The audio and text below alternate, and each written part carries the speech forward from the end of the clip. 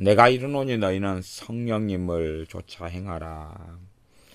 성령님을 쫓아 행하라. 그 말은 성령님을 따라 행하라. 그 말입니다. 그리하면 육체의 욕심을 이루지 아니하리라.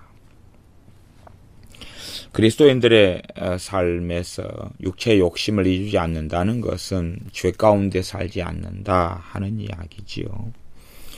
성령님을 따라 행하는 삶, 그것이 그리스도인들이 주님 안에서 살아가는 삶의 비결이며 비밀이 되어집니다.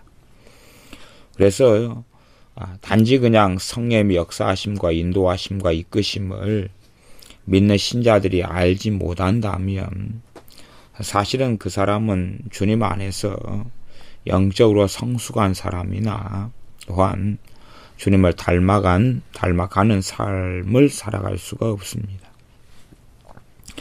실제로 참 유감스러운 일 중에 하나는 많은 예수를 믿는다 하는 신자들이 너희는 성령님을 쫓아 행하라 하는 말씀 자체도 이해하지 못한다는 것이 됩니다. 그것 때문에 참으로 난감한 문제에 많이 봉착합니다. 예수를 믿는 사람들에게 역사하는, 스스로 자신에게 역사하는 성령님의 역사하심이 어떻게 되는가를 알지 못하는 것, 과연 자신에게 성령님께서 역사하시는 것도 알지 못하는 사람을 과연 믿는 신자라고 말할 수 있을까? 라는 것부터 참 난감한 문제가 됩니다. 무엇이라고 말할까요 도대체? 참 피자 구경도 못 해보고 맛도 모르는 사람에게 피자를 설명해 달라 하는 것보다 더 난감한 문제가 아마 되지 않은가 싶습니다.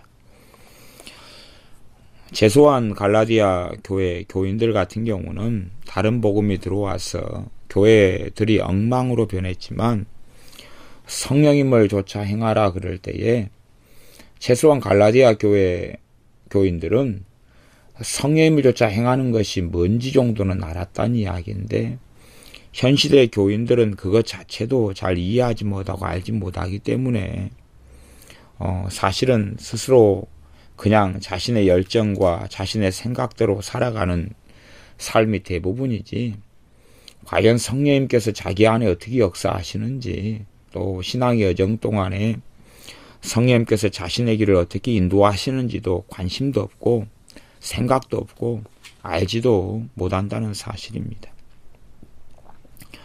그래서 실상은 성령님을 쫓아 행하는 삶에 대하여 로마서나 또한 신약 성경은 반복적으로 나와 있음에도 불구하고 그냥 스스로 자신의 생각에 따라서 자신의 열정에 따라서 또 자신의 지혜에 따라서 살아가는 삶이 대부분이 되어집니다. 성령님을 따라 행하라 그러면 육체의 욕심을 이루지 아니하리라. 육체의 욕심에 대한 이야기는 갈라디아서 5장 19절부터 나와 있습니다. 육체의 욕심을 이루는 것은 19절부터 21절까지 많은 이야기로 나와 있는데 그것을 육체의 일이라 이렇게 나와 있습니다. 육체의 일은 현저하니 곧 음행과 더러운 것과 호색과 우상 숭배와 술수와 원수를 맺는 것과 분쟁과 시기와 분냄과 당 짓는 것과 불리함과 이단과 투기와 술 취함과 방탕함과 또 그와 같은 것들이라. 이런 것이 육체의 소욕, 육체의 욕심이라고 이야기합니다. 그래서 성령님을 쫓아 행하는 삶을 살아가면 이러한 육체의 욕심 속에서 벗어나진다고 이야기합니다. 그러나 성령님을 쫓아 행하지 아니하면 육체의 욕심이 삶 속에 곳곳에 나타나고 또한 이래 육체의 욕심이 그 사람의 삶의 특징이 되어지게 됩니다. 그런 경우에 이제 구원은 즉각성과 점진성이 있다 그랬습니다. 이미 얻은 구원 속에서 구원을 이루어 나가는 삶이 되어지는데 21절에 보면 결국은 그런 일이 벌어질 수 있습니다. 이런 일을 행하는 자들은 하나님의 나라를 유업으로 받지 못한다. 갈라디아 교회들에게 이러한 일을 행하는 사람은 하나님의 나라를 유업으로 받지 못한다. 이러한 일을 행한다는 것은 이것을 이제 헬라어 동사로는 현재형과 현재 진행형의 두 가지 의미가 있다 그랬습니다. 그 가운데 이런 일을 행한다. 가령 투기를 21절에 한다. 그러면 하나님의 나라를 유업으로 받지 못한다. 천국에 들어가지 못한다. 그런 이야기인가. 또한 원수를 맺는다. 혹은 분쟁, 시기 20절 싸우고 다투면 천국에 들어가지 못하는가. 그런 이야기로 해석하면 될 수 있는가 하는 것을 당연히 우리는 생각해 보아야 됩니다. 제소하는 갈라디아 교회의 사람들은 사도 바울이 갈라디아 지역에 와서 복음을 전했고 말씀을 가르쳤기 때문에 사도 바울이 갈라디아서 5장을 통해서 전하는 말씀이 무엇인지를 전반적으로 이해하고 있었을 겁니다. 이러한 일을 행하는 사람이 하나님 나라를 유업으로 받지 못한다는 것은 결국은 구원받지 못한다는 이야기지요. 예수를 믿는 믿음을 통하여 구원 얻는 믿음을, 또한 믿음을 통하여 얻는 의로움을 통하여 구원 얻는 것에 대하여 갈라디아서는 앞에서 계속 반복해 왔습니다.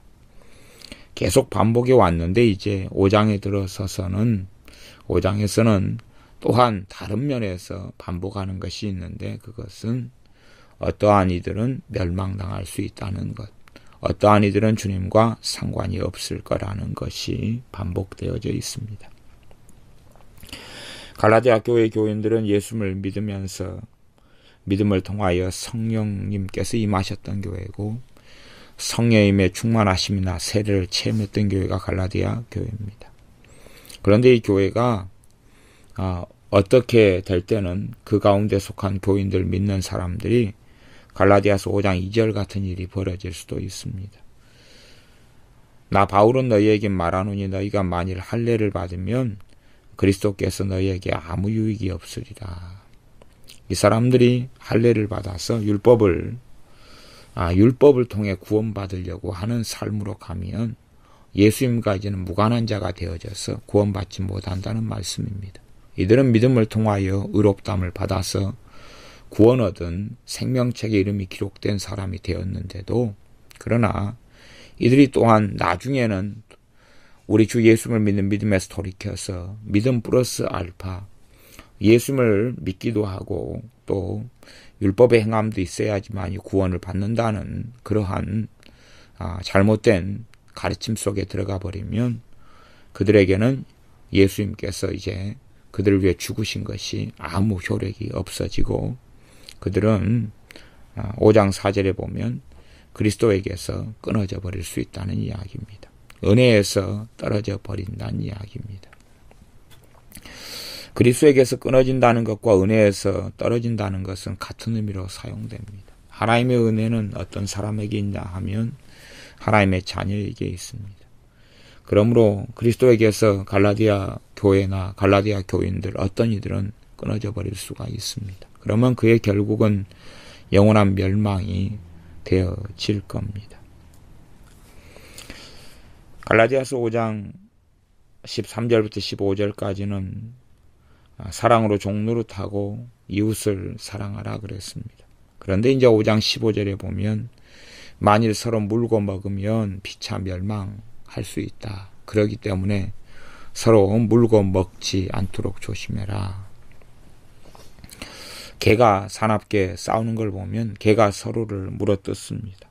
그리고 결국은 두 개가 다 죽을 수도 있지요. 서로 죽을 때까지 물고 뜯다가 둘 다 피가 낭자해 죽을 수 있습니다. 그것처럼 어떤 이들이 믿는 이들이 서로 물고 뜯고 싸우고 저주하고 증오하고 그렇게 살다가 어느 때가 되면 그 어느 때라는 것은 우리는 알 수 없지만 주님께서는 아시겠지요. 어느 때가 되면 그들은 영원한 멸망을 받아서 멸망하게 된다는 이야기입니다.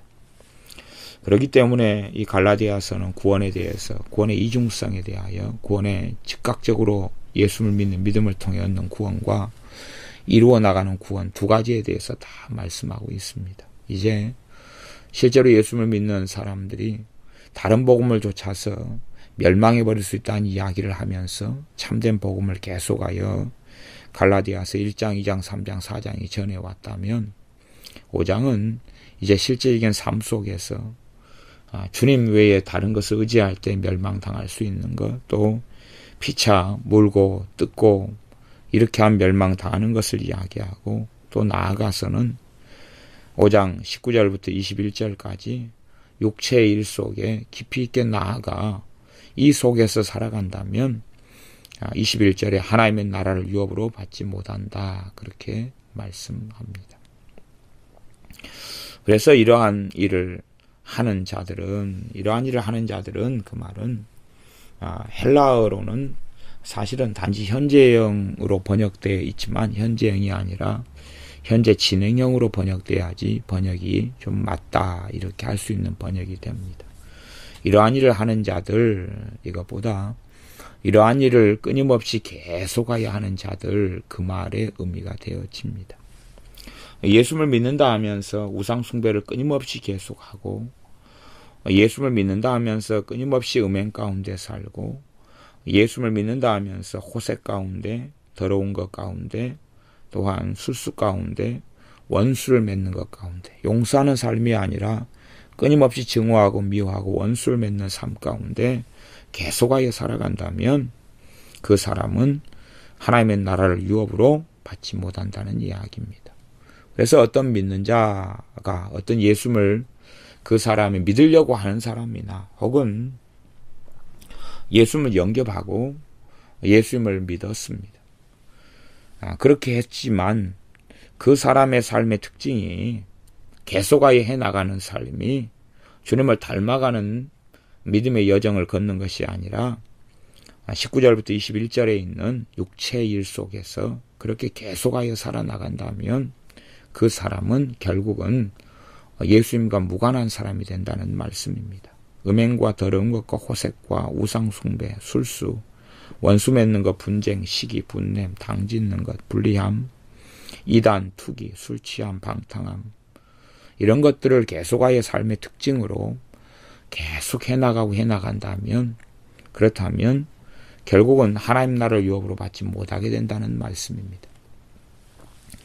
그렇기 때문에 어떤 어리석은 사람들은, 특별히 구원파 같은 그런 사람들이거나, 또한 나는 예수님을 영접기도하고 예수님을 믿었으니까 이제 구원받아. 그러니 이제 나는 구원받았으니까 내가 어떻게 살든지 간에 별로 상관없잖아. 그러는 사람들의 종국은 영원한 멸망이 될 수밖에 없습니다. 어떠한 사람이 예수님을 믿었다, 그런 말은 예수님의 피로 그 자신이 샀다는 것을 아는 것이고, 자신을 위한 삶을 살아가는 게 아니라 주님을 위하여 살아가는 삶을 걸어가야 하는 것입니다. 그러지 단지 그냥 나는 예수님을 믿었어, 그리고 구원을 받았어, 그러니 이제 나는 인생이 내 것이야, 내 마음 내 뜻대로 살면 돼, 어쩌다가 예배 좀 드려주고 헌금 좀 내고 그리고 뭐 좋은 일 한두 번씩 하면 되지, 그런 생각을 하는 사람들은 정말로 어리석고 끔찍한 생각을 하고 있는 것이 되어집니다.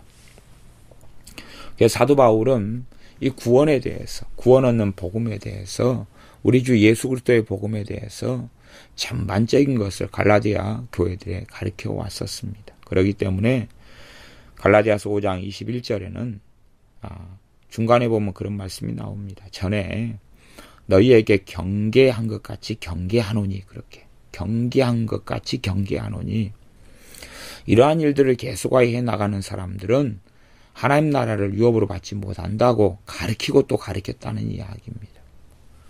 너희 이방인 너희들이 예수를 믿고 성령의 믿음을 통하여 임하고 믿음을 통하여 의롭다함을 받았다. 그런데 너희가 과거의 삶 속에서 또 살고 또 살고 또 살고 이 육체의 일 속에서 너희가 그렇게 계속 살아간다면 너희들의 믿음은 헛된 것이다 라고 말씀합니다. 이 요지는 야고보서 3장에 행함이 없는 믿음이 죽은 것이다 하는 구원을 이루어 나가는 삶, 이미 구원받은 사람이 구원을 이루어 나가는 삶, 너희가 처음 믿은 그 믿음을 끝까지 견고히 잡으면 너희의 믿음의 결국은 영생이라, 구원이라 하는 말씀처럼 주님을 만났을 때에 부끄러움을 입지 않게 되어집니다. 열처녀 비유로 한다면 열처녀가 다 주님을 믿었습니다. 그리고 열처녀가 다 주님을 기다리고 있었습니다.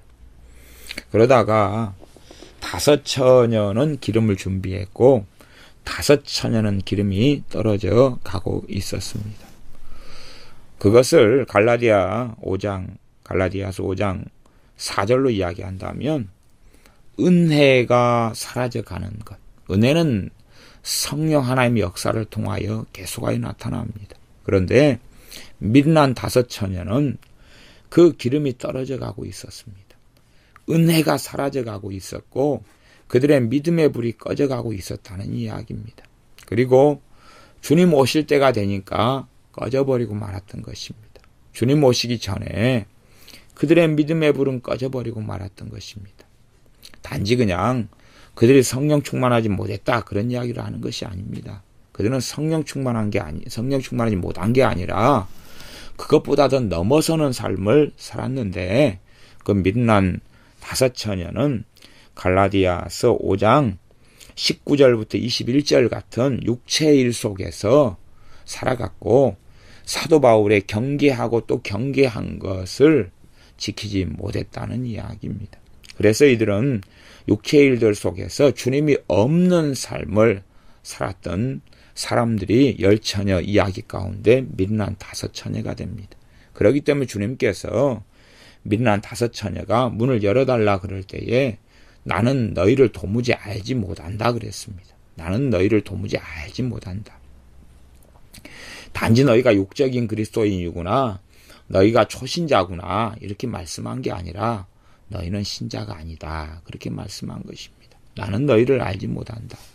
나는 너희를 알지 못한다 그런 것이지, 믿음이 어린 사람이고 아직 세속적인 때가 끼어 있어서 주님 맞을 준비가 안 된 사람이다 그런 이야기가 아닙니다. 주님께서는 그들을 불신자로 보셨고 그들을 전혀 알지 못하셨다고 말씀하셨습니다.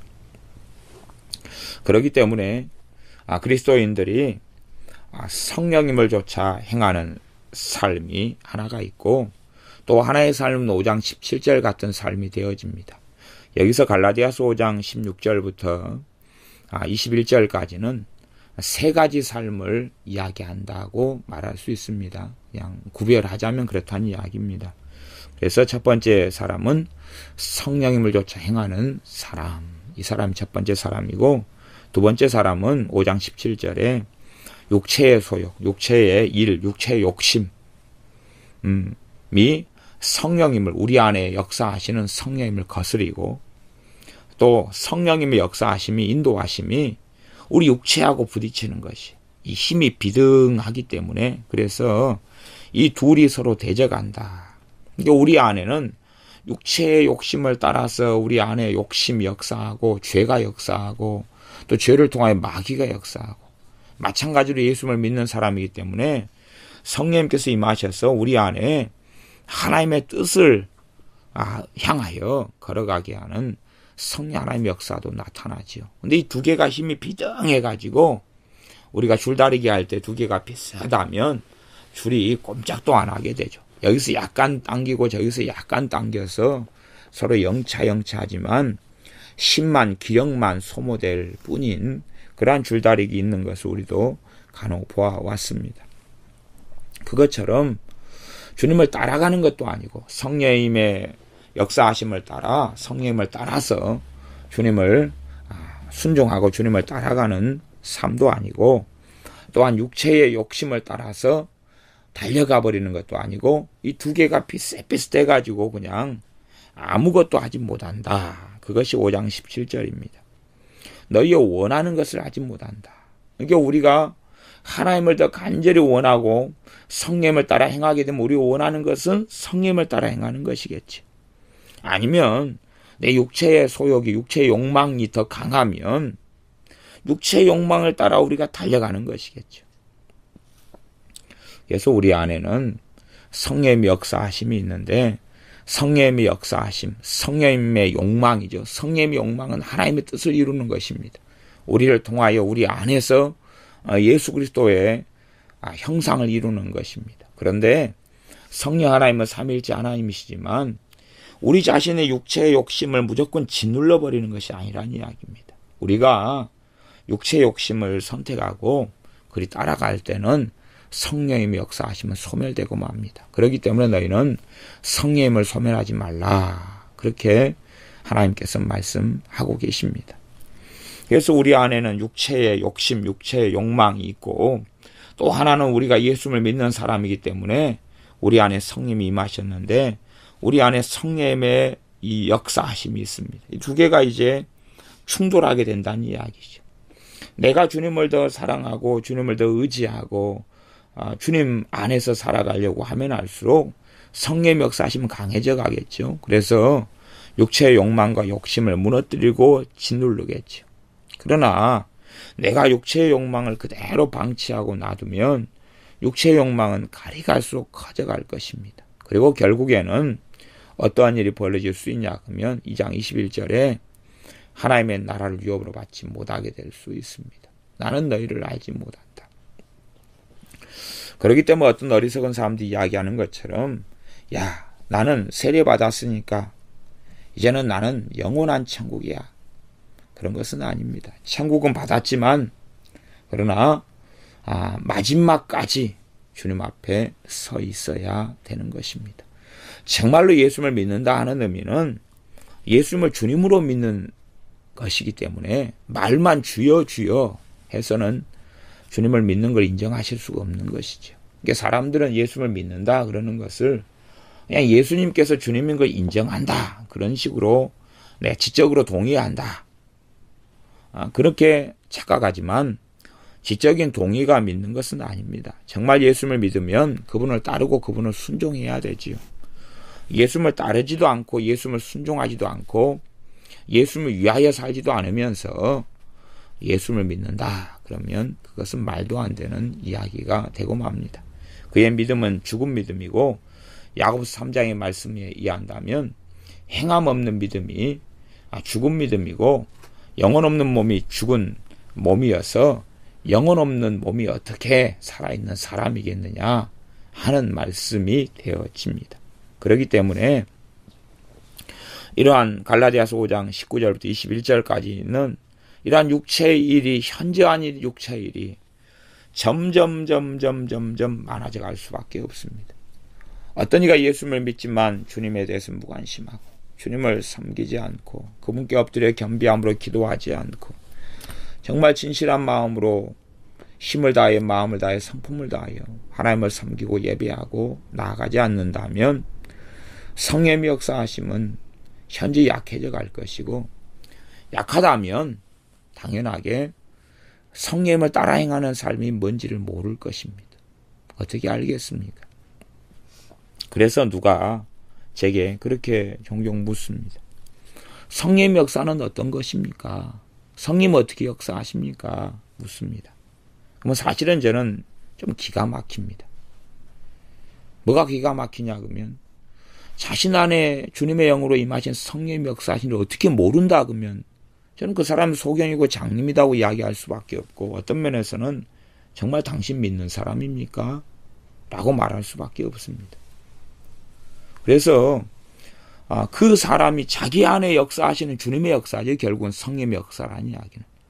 자기가 정말 주님을 믿었다면 주님의 영이 자기 안에 역사하시는 걸 자기는 느낄 수밖에 없는 것입니다. 그걸 설명을 하기 전에 느낄 수밖에 없는 것이죠. 우리가 입을 가지고 있고 혀를 가지고 있으면 혀는 맛을 느낍니다. 미각이 있지요. 그럼 입으로 음식을 먹으면 입에서 맛을 느끼는 거지요. 당연히 맛을 느끼겠죠.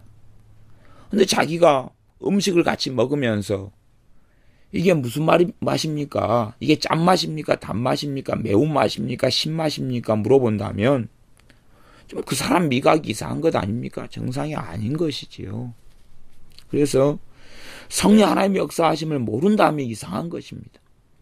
갈라디아 교회 교인들은 당연히 알았지요. 왜? 믿음을 통하여 너희가 믿을 때에 성령님이 임하셨다라고 갈라디아서 3장은 그 성령님이 임하신 사건을 가지고 갈라디아 교회와 지금 사도 바울은 말씀을 전하고 있기 때문에 그렇습니다.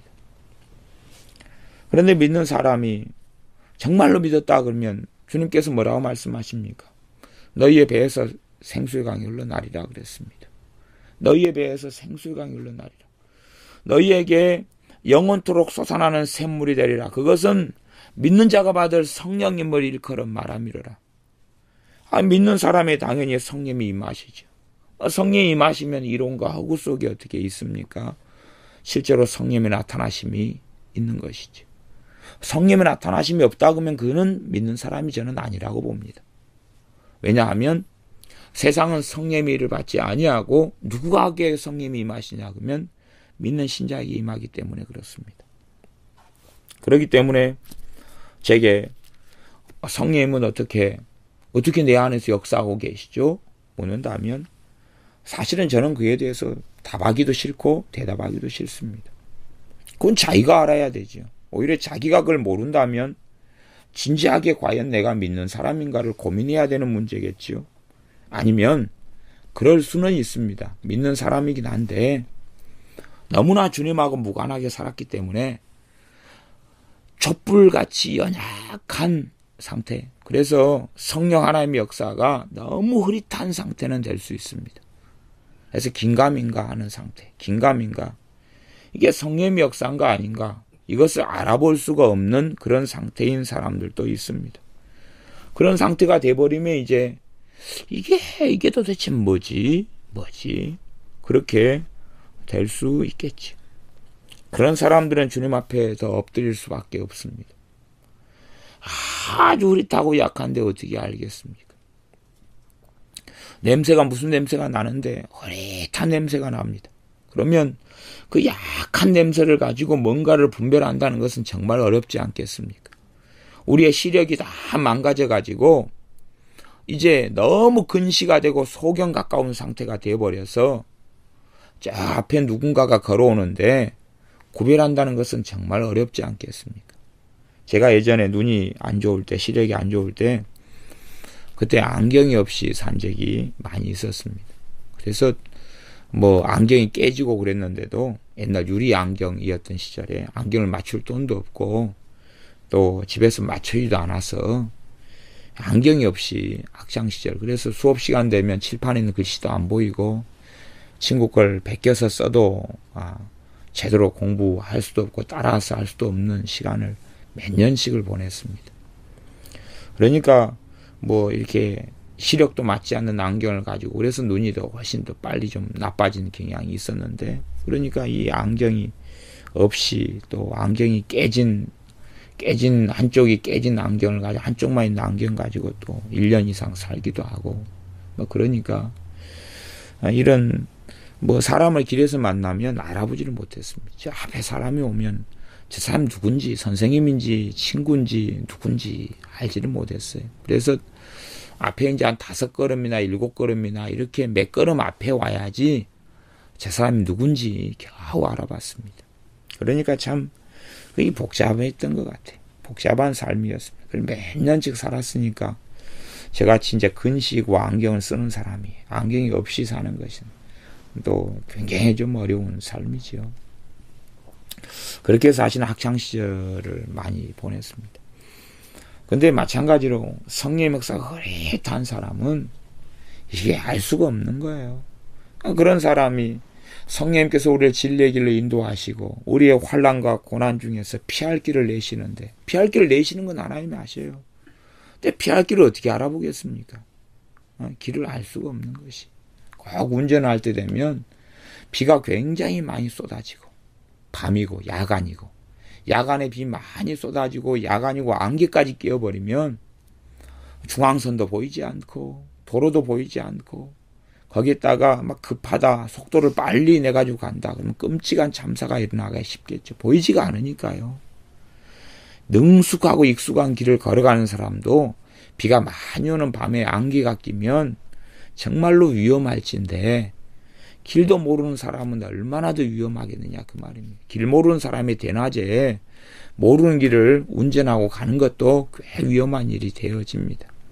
그런데 나갈 길도 알지 못하고 흐릿한 도로선을 따라서 보이지도 않는 길을 따라간다면 얼마나 위험하게 되겠습니까? 그것처럼 예수를 믿는 사람이 정말 주님의 은혜 안에 거할 때에 성령님의 역사는 강해져 갑니다. 강해지면 뭐 소경이라도 알겠지요.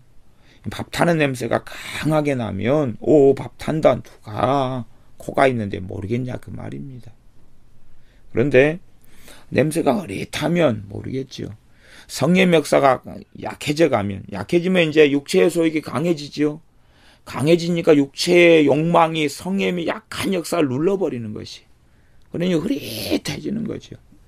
그리고 오히려 이 두 개가 비등할 때도 알기가 어렵다 그 말이에요. 힘이 두 개가 비슷할 때도 알기 어렵습니다.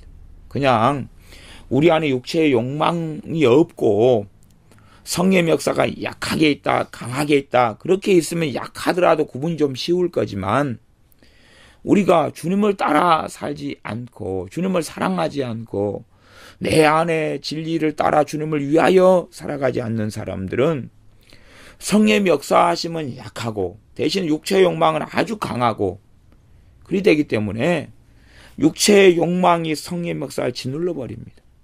그러니 성령의 역사가 눈을 씻고 보기에 찾기도 어렵고 알기도 어렵죠. 사실은 제게 성령의 역사를 묻는 사람들은 그런 사람들입니다.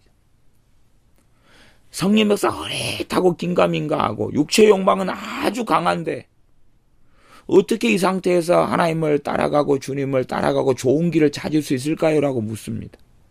그래서 제가 할 말이 없다는 이야기입니다. 자신의 육체의 욕망이 회개하면서 주님께로 삶을 돌이키면서 약해져 가고 거꾸로 성령의 역사 강해져 가야지 답이 되는 것이지 그 상태 다음에 성령의 역사 현재히 드러난 다음에 저한테 물으면 설명을 해주겠지만 아니 묻기 전에 그냥 스스로 알게 될 것입니다. 묻기 전에. 배가 아프면 스스로 배 아픈지 누가 모르겠습니까? 배가 아프면 내가 배 아프다고 알지요. 물론 어린아이여 가지고 두 가지를 구분 못하는 어린아이는 제가 많이 만났습니다. 아이들이 한 3살, 4살 되니까 뭘 구분 못하냐 그러면 배가 고픈 것하고 배가 아픈 것을 구분을 못하더라고요. 그래서 배가 고파도 배가 아프다 그러고 배가 아파도 배가 아프다 그러더라고요. 그러니까 어린아이가 배가 아프다 그러면 배가 고파서 그럴 수도 있고 진짜 배가 아파서 그럴 수도 있더라고요. 그런 아이들은 그래도 최소한은 뭘 아냐 그러면 지금 내 뱃속에가 무슨 일이 벌어졌다는 건 알더라고요. 무슨 일이 벌어졌다는 건 알더라고요. 그 정도는 돼야지 정상이 되지요. 그런데 성령의 역사 현재 약한 사람들에게는 성령의 역사가 어떻게 나타나고 어떻게 인도를 따라가고 성령의 내적 확신이 어떻게 있고 성령의 임재가 어떻게 있고 성령님께서 은사를 통해 어떻게 역사하시고 성령님의 감동을 통하여 어떻게 역사하시는 걸 아무리 설명해봐야 속이에 경을 끼다는 이야기입니다. 제가 원숭이를 만나서 원숭이를 제 머리털라고 재작년인가 동물원을 처음 갔습니다. 어린이 대공원이든가 서울에 처음 가서 코끼리도 머리털라고 처음 보고 동물들도 처음 본 동물들이 많았습니다. 그래서 제가 원숭이들이 노는 데 가서 원숭이들의 말을 시켜봤지요. 근데 원숭이들이 제 말을 알아듣지를 못하더라고요. 대화가 안 됐어요. 그런데 많은 사람들이 와가지고 하나님 안 섬기는 사람이 와가지고 원숭이한테 넙죽넙죽 절을 하더라고요. 그래서 왜 그런가 봤더니 자기 조상이라고 그렇게 한 것 같더라고요. 그래서 저 사람 농담입니다.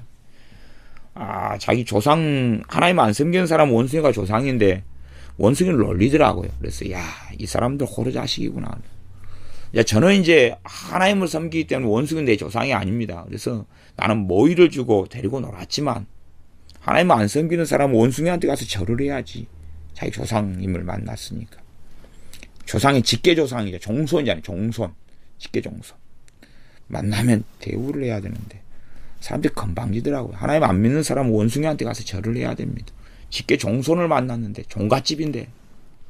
근데 그 원숭이 찰장 속에 가둬놓고 장난을 치더라고요. 그래서 못된 사람들을 많이 봤습니다. 아무리 내가 우리나라 말로 해도 원숭이는 알아먹지 못한다는 이야기입니다. 그런 것처럼 귀가 먹어버리고 눈이 먹어버리면 알지를 못하는 것입니다. 그래서 성령님을 따라 행하는 삶을 살려면 하나님과 바른 관계, 주님과 바른 관계에 있어야 됩니다.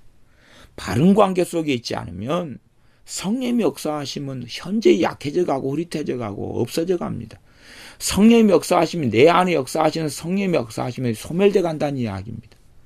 그분의 평강이 사라져 가고 없어져 가고 그분의 기쁨이 사라져 가고 없어져 가고 그분이 내게 주시는 하나님의 사랑을 체험하는 것, 하나님의 사랑을 누리는 것, 느끼는 것, 주님의 사랑을 만나고 아는 것이 사라져 갑니다. 내게 사랑할 능력을 주시는 게 사라져 갑니다. 갈라디아서 5장 22절부터 23절은 성령의 9가지 열매를 이야기하죠.